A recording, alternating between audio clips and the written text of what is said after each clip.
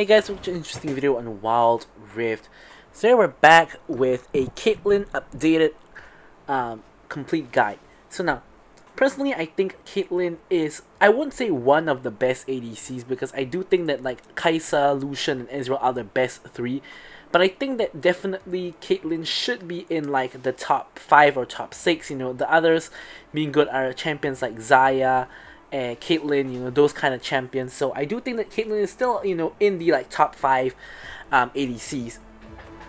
And of course, in patch 3.5a, I will be making another tier list where you guys will see where Caitlyn lies. But the main strength of Caitlyn is pretty obvious. It's basically her range. She has the longest range out of all the ADCs. The only person who has longer range than Caitlyn, I think it's equal range to Caitlyn, is Tristana at level 15, if I'm not wrong. Either has the same range or just slightly longer range than Caitlyn. So Caitlyn's main strength is of course her long range, which allows her in laning phase to sort of bully her opponent, and in late game to basically just stay very far back and just shoot at everybody without taking damage, hopefully.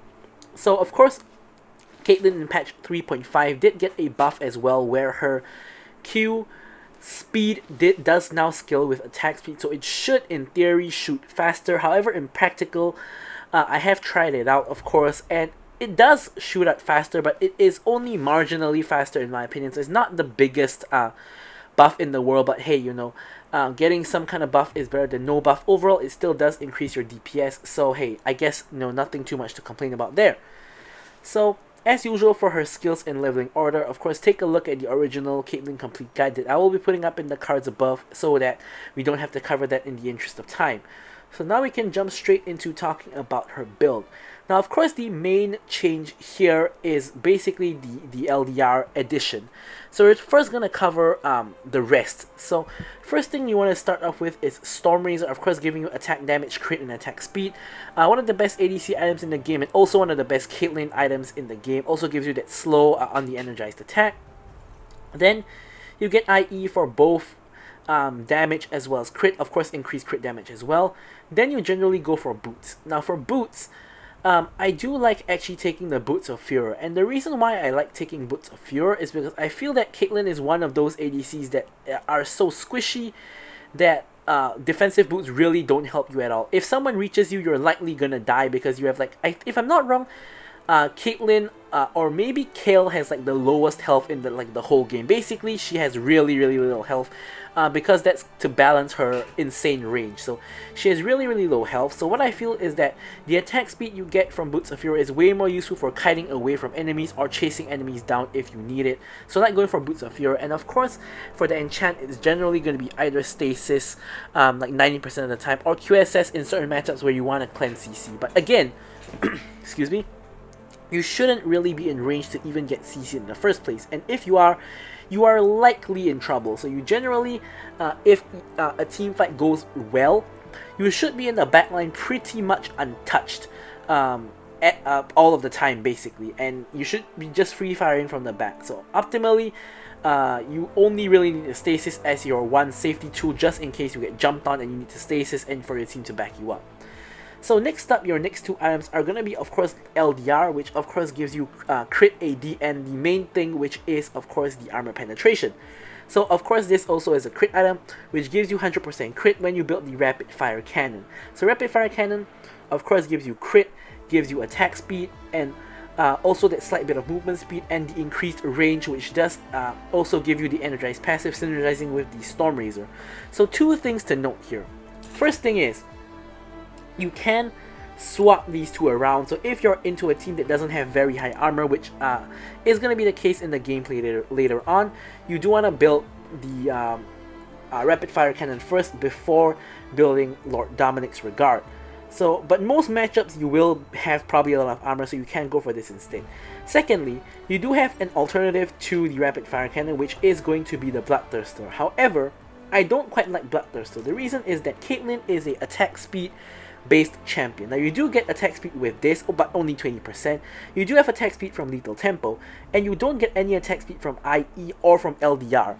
So if you go for Bloodthirster, you're not gonna have a lot of attack speed, which I feel is an issue. So personally, I like to go for rapid fire cannon, but if you are so inclined, you can go for the Bloodthirster if you do prefer going that. Of course, you do want to get yourself the Executioner's Calling if you are against a team that has a lot of healing, and you get this as early as possible when it's convenient for you. So for the last item, generally you want to go for GA, of course, for that revive, but alternative item options are basically just Wit's End, because it does give you attack speed and gives you magic resist, as well as the on-hit healing. Now, two alternative crit items you can also go for instead of the rapid fire cannon is going to be Static Shiv, for like the more AoE kind of thing, but I think the range is more important. And you can also go for Ruinant's Hurricane, just because Ruinant's Hurricane is a pretty strong item now, gives you like AoE attacks, could be useful in team fights, but this is my personal favorite build for Caitlyn and is the one I'm going to be using in the gameplay later on. So, for the runes and spells, pretty obvious. Runes is going to be Lethal Tempo. Of course, Caitlyn is a hyper carry who is focused on auto attacks, so you do want to have more attack speed, more auto attacks, more quickly. So Lethal Tempo is a pretty obvious option. Technically speaking, Kraken Slayer, Conqueror are viable as well, but Lethal Tempo is just leaps and bounds better in my opinion. And then for the Domination rune, it's going to be Hunter Vampirism, of course, for the lifesteal. And of course, you guys all know I like taking Bone Plating. Now, of course, I did mention that Caitlyn, you shouldn't be getting jumped on in the first place, but in the event that you do, this is going to be really helpful for blocking majority of the burst damage, like from the enemy assassin or like backline diver. Also really useful in laning phase if you get into skirmishes. You guys will see later that there's a lot of skirmishes that actually I won because of Bone Plating. And finally, I like taking Nimbus Cloak because I personally feel Caitlyn doesn't really need Hunter Genius. Her cooldowns are not really the most important. When you get to late game, you're more focused on auto attacks. Like, your trap cooldown doesn't really matter. Your Q cooldown honestly doesn't really even matter all that much. Your Q is only useful for doing AoE damage, but in terms of DPS, like in a 1v1 scenario, I think just auto attacking is going to be better than using your Q at all. And your E is probably your most important cooldown late game because you do want that mobility to run away. But at the end of the day, I think Nimbus Cloak for that movement speed when you use your spells is going to be more important. So I like taking Nimbus Cloak. And lastly, for the spells, I like to go for Exhaust and I like to go for Flash. Pretty obvious there. Don't think I need to cover that too much. So anyways, with all that out of the way, we can move on to talking about the gameplay. Alright, so here we have the gameplay. Now, as usual, of course, don't forget to like, comment, and subscribe. And any questions, queries, or remarks, feel free to leave them in the comments below. And I will be sure to address them or like them or something like that. So now, I've been playing a whole ton of solo queue recently, just in normal ranked. You guys can see this isn't quite legendary ranked. And I've been having quite a bit of fun. So we have been having a couple of videos from that recently, and as a result also, you know, I like to duo quite a bit, so I don't really have any like support or any like one I know any of my friends to rely on, which is quite an interesting experience. So here we are playing Caitlyn Thresh into Galio Draven. So the main reason I picked Caitlyn in this match is because Caitlyn does relatively well against Draven. Like with Draven, there's only two ways to deal with him. Number one is try to match his damage. Now, no champion can really match his damage, but the only one that can come somewhat close is actually Lucian, because Lucian can burst down Draven and then try to like run away before Draven can like DPS him down, because Draven does do a lot of damage per auto attack, but he still doesn't quite burst people down. The other way is the like Caitlyn or Ashe way, which is just try to outrange him and just poke him down, which is the approach I'm going with this. So ideally, if I'm playing this lane correctly, I should never be in range to get engaged on by Galio, and I should never be in range to get attacked by Draven unless I'm like chasing him down for a kill or something like that and letting myself get attacked. But if that is not the case, like in just normal lane like here, I should never actually be in range to get attacked by Draven. So that is how you play like Caitlyn against Draven.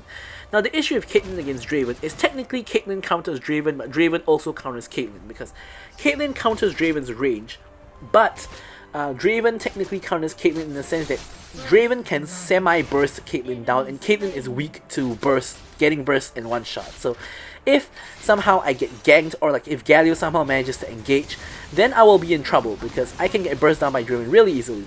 Now, fortunately here, Galio did not engage, and instead it's Thresh that engaged, so we did get a really good trade onto Draven.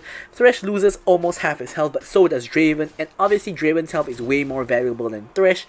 And here I got hit shot, so I'm hit shotting the Galio. Basically, more or less, most of the time when I've hit shot, I'm trying to hit it on the champion. So here you see Draven is really, really low. But unfortunately for me, we didn't blow any of his sums. He still has both heal and flash, so no point of me like flashing in there because I will not be able to kill him. Basically what will happen is he either will flash away or he will heal. Worst case is we trade my flash for his heal, which is definitely not a good deal, so I'm not gonna do that.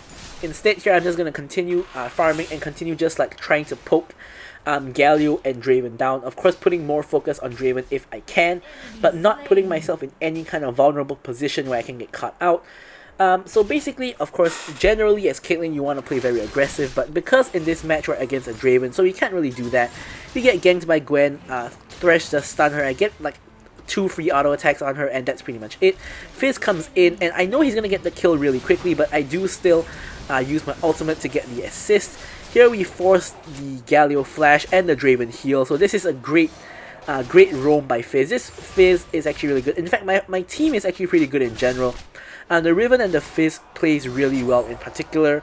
The Thresh also does hit some good hooks later on in the match, so I did have a relatively good team. So here Galio has backed. Basically this means that we can get a little bit of tower damage, get a plate.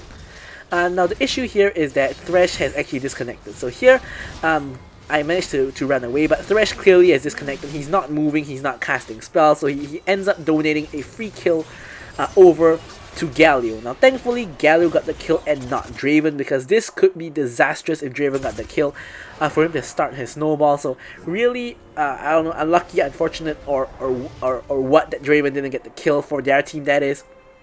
But here, it becomes a party in the top lane, and I'm just gonna recall so that I can get myself the Stormrazor. Yeah, so that is pretty much what's happening. It's a lot of action going on. Of course, what I was trying to mention just now is that against Draven you can't play too aggressive, but against most other lanes, Caitlyn is very oppressive, and you can't actually just you know, continuously auto attack down and shove them under tower, but not in this particular matchup. So anyways, again, it's another party in the top lane. Fizz is here, Morgana's here, etc. And what we're doing here is we're just going to get more tower damage again. We just saw Draven back, we just saw Galio back. Thresh does have the Demolish proc, and he is able to hit the Demolish. I do steal their plant as well, and we managed to get 2 plates off of this. We're going to just continue hitting the tower, again putting the traps under the tower to limit their mobility. And here we managed to actually squeeze out a 3rd plate before they come back. So we managed to accumulate all of the plates on their tower, and here the Galio does go in, does get the taunt, which is not too important in this case because I was attacking him anyways. I do get the kill onto Galio, but Draven is doing a lot of damage, and that's a little bit of an int lantern by Thresh, but he does redeem himself by hitting the hitting the hook flay, allowing me to use my Pilt over Peacemaker to secure the kill, as Draven also tanked a tower shot because of that hook flay. So Thresh kind of inted me there by throwing the lantern way too far back, but he did you know, basically get me a kill by, you know, hitting a good hook into a good flay. So, you know, kind of a lose-win kind of situation there. But the issue is now I'm really low, so here I'm just trying to help my team by using my ultimate. And I can't quite get the tower because the whole enemy team is there. I wait for the fruit to come up and pick up the fruit, and now I want to actually rotate for the fight. However, my whole team has basically died, so I'm trying to see if I can get a kill onto the Gwen, but the Gwen runs straight over to the mid lane, which I didn't actually see. So I thought she might have run into our jungle to recall, which was completely wrong. So instead, I'm just personally going to recall, and I'm just going to back and get myself boots and a BF sword. Not too much I could have done in that situation. I think it was really dangerous if I went and helped my team in the fight because of how I was really low on health and mana. Don't think I could contribute too much. In turn, this gives the tempo to the enemy duo to actually get all the plates themselves. So both sides actually got all of the plates on the tower. So that is, of course, not really good news for us. But yeah, there's not too much we can do about it. So also, Morgana missed the smite and the enemy team managed to steal the dragon, so that's also very, very unfortunate. We don't even get the dragon for our efforts. So that was quite a disastrous chain of events. So now, my team is now going for the Herald, whereas I'm trying to stay here because no first tower has dropped yet. So our tower is really low and so is their tower. So I'm gonna try to both prevent them from getting our tower as well as at the same time try to get their tower, or at least allow Riven to get the first tower on bot lane instead, something like that. Basically, we want that first tower go for our team. And perhaps if Morgana can get the Rift Herald, we can actually secure that first tower using the Rift Herald. So that's why I'm not quite rotating to the Herald. Now I did spot, I believe that was Galio backing, so only Draven is in the lane. Yeah, Draven is in the lane. And we basically fast clear the wave. Now Draven is alone, which is a major mistake by the Galio because this allows us to bully Draven and get their tower. So we do indeed get first tower of the game and we can continue chasing Draven down because their whole team is at the Herald. So this basically gives us the kill on Draven with the ultimate. But unfortunately, again, Morgana misses the smite, and I believe, who was it? Irelia did secure the Herald, so we're 0 for 2 in terms of objectives, but we at least got first tower and a kill on the Draven, so it's not the worst in the world, but could have been better. So now the enemy team is pushing down mid lane, so now that we've secured the top tower, we can rotate onto mid to try to stop them from doing any more damage to the mid lane tier 2 tower, which we have lost after that Herald fight. So again, Caitlyn sort of does have a weak-ish mid-game, which is sort of what's happening here and now. Another lantern by the Thresh, but we are able to run down the Galio. We flash forward for the auto on Galio to secure the shutdown onto him, which is pretty huge in terms of our gold income.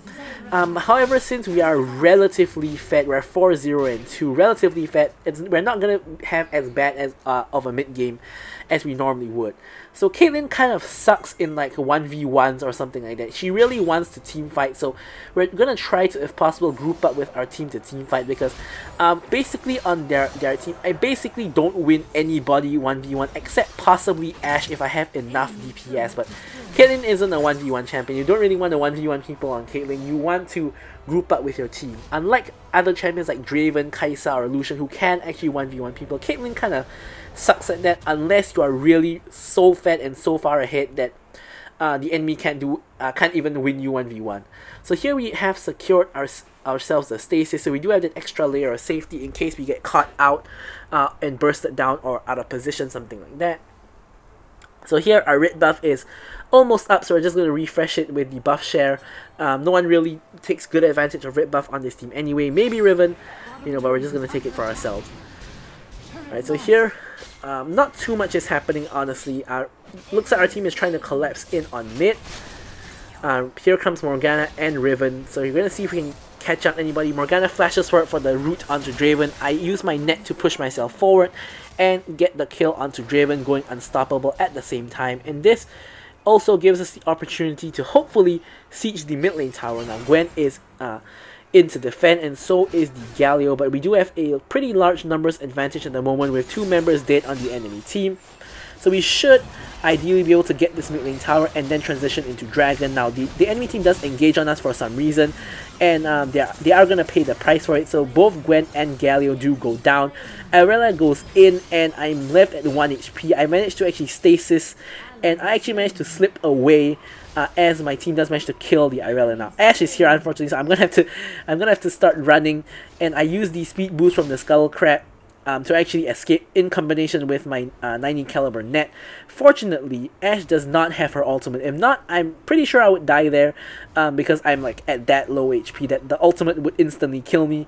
So thankfully she doesn't have ultimate, and I somehow actually managed to escape that fight with 1 HP, leaving me at 5-0 and 5.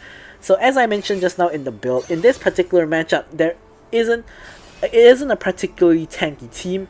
Only really Galio and Irelia are tanky, but they didn't actually build any armor, at least as of yet. So that's why I'm actually going for rapid fire cannon first before going for LDR. Now in hindsight, I should have probably gone for Executioner's Calling because there is a lot of healing with like Gwen, with Draven and Irelia, so they probably should have gone for that instead. Now somehow again, Gwen steals the Mountain Dragon. I have no idea what's happening here, but we're 0 for 3 in objectives. This Morgana is a horrible smiter. So I really don't know, man. I really don't know. Like, you know, sometimes in solo queue, you know, these things happen. Like you get objectives stolen, but it's honestly pretty egregious that she lost all 3 objectives. And yeah, I believe that this Morgana is a jungle main, if I'm not mistaken. I don't know about this. I don't know about this, man. Yeah, but we do lose all 3 objectives so far, and the second herald has actually despawned, so we're not gonna be able to get that either. And here I'm just picking up the blue buff even though I already have one, simply because no one else is going to take it anyway. Fizz is on the other side of the map, Riven is recalling, so no one's going to get it anyway. We might as well refresh our blue buff. And here we are of course letting Morgana take the red buff so that we can actually take the shared buff, so that both of us have red buff. And from here I was thinking of recalling initially, but I realized I can't really buy anything and I'm at full health, full mana, so there's no real compelling reason to recall, so I might as well just rotate, and thankfully I do, because Thresh finds himself a little bit caught out, does flash the wall, so nothing too much happens here. Here Riven looks like she is interested in going in, but the enemies are no longer really there, so nothing too much happening here. In the downtime, of course, we're going to do what we normally do, which is going to be to farm the jungle and get as much income as we can to get to our item breakpoints. Here are some actions happening in the top lane. Fizz going in on Aurelia. Aurelia's really low, and he does actually get the kill. And again, I use my ace in the hole to get the assist. So if you see someone is dying, they're 1 HP, you still want to ult them, because the ult actually gives you an assist, and it only goes on a 5-second cooldown if it doesn't actually launch out of your rifle and the person dies while the rifle is locked on. So I've done this like twice or thrice now to get assists in this game, where locking onto the target gives you an assist as long as the rifle doesn't actually shoot the bullet and the guy dies when your rifle is locked on. Now if it does shoot the bullet, you still get the assist, but it goes on full cooldown, which is not quite what you want, because you know, at the end of the day the bullet ends up hitting nobody and goes on full cooldown. So you want to time it such that you get the assist but the bullet doesn't actually launch, which isn't actually very difficult because the bullet does take quite some time to actually launch. So here my team actually manages to find a pick onto Gwen and Galio over here in the next to the Baron pit, and here I'm pinging for Baron, but everybody just backs, so Baron isn't quite gonna happen. At least not right at this moment. So here I'm going, of course, for the Scuttle, and we do get it. So here I was thinking Thresh can tank Baron and I can do Baron while the team comes up. Thresh walks away, causing me to tank Baron, which not only does a lot of damage to me, but also reduces my damage. I stop Baron aggro, and here I'm setting up the trap line to prevent the enemies from coming toward the Baron if they want to. And although it doesn't really pay dividends, but take note how I actually put 2 traps on top of each other. Sometimes enemies can't see that. Like you see the second trap on the right there, I actually put double trap on top of each other. Sometimes the enemies, like as an ADC, sometimes I'll let my tank walk forward into the trap and follow directly behind him, not noticing there is a second trap there, and then I will get trapped. I've never had it happen to me before, but I have tried it on the enemy team before, and it does actually work, because you don't think that Caitlyn puts 2 traps on top of each other, but yeah, it does work, but not always the best use of traps.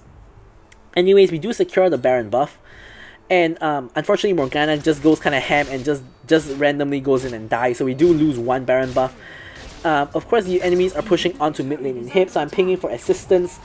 Fizz does hit his ulti, and here Caitlyn is the counter to Zhonya's, because you can trap right on top of the person who Zhonya's, and the person will get insta-rooted the moment they exit stasis. So we do get a pick onto Galio, and we do have Baron buff, so we want to try to push with Baron buff. We see Galio is dead. Of course, there's 2 people in the top lane, so I was thinking that this is a very good time to push down mid lane, because there only should be 2 people defending, which is of course these 2. Unfortunately, Gwen comes in off the rotation and flanks from behind, and then because of that, I instantly die. You guys can see how fast I instantly just get evaporated. Gwen is 2, now 3, but she was 2, 6, and 7 just now, and yeah, I just instantly got evaporated, like just instantly. So Caitlyn is really squishy, which is why you can't really let anyone get on top of her, because if they do, like what you saw just now, she pretty much instantly dies. So yeah, that's not too good. But thankfully we do have Riven in to actually finish the fight. Now at the end of the day, this basically means that we basically didn't really use the Baron at all because Morgana lost Baron instantly, then me and Thresh died in the mid lane without actually getting a tower, then Fizz came in to help us, he died, and now only Riven is left alive, and Riven of course does actually have Baron. However, it doesn't look like really look like the Riven is really gonna use Baron to push, and rightfully so because we're all dead, so she's gonna be pushing by herself and likely just gonna die. So the dragon is up. We don't want to give enemy team triple dragon. Finally, a good lantern by Thresh to allow me to enter the pit faster. Unfortunately, he flays me towards the Galio towards me, and I get taunted, but it's okay because I just blast him down, and I use my net to get close towards Ashe to blast her down, and I ult to finish the kill, and then I secure the dragon. So thankfully, the enemy team does not get the triple dragon, and we do at least get one, which is of course the least valuable one of Ocean Dragon. So at the end of the day, you know, it's better than nothing. We do deny the enemy team at the minimum. And yeah. So at this point in time, we're relatively late game. We have 3 crit items, inclusive of, in this case, the rapid fire cannon, because we are going for LDR a little bit later on. Because we don't really need it so much for this match. Even now, Galio isn't quite building armor. He's building damage, and the only armor item on the team is actually Irelia's Death's Dance. But either way, we still want to get LDR because every champion does have their inbuilt natural scaling armor. So this is still going to help with that. And also going to help against Irelia's Death's Dance. So we do secure the LDR, giving us 100% crit at this point. So of course we're going to be really strong. We walk right across the red buff area and collect the red buff as we're on the way to the fight. Here, enemy team starts off Baron for some reason.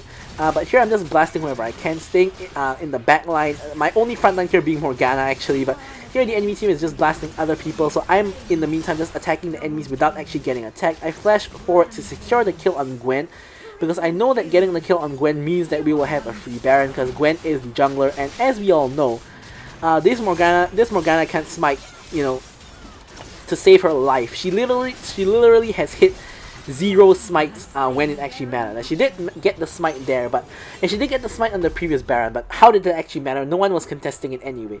When the 2 dragons and the 1 herald is getting contested, she didn't hit the smite. So we want to make sure that Baron doesn't get stolen, so we get rid of the Gwen, and then that's when we go for the Baron.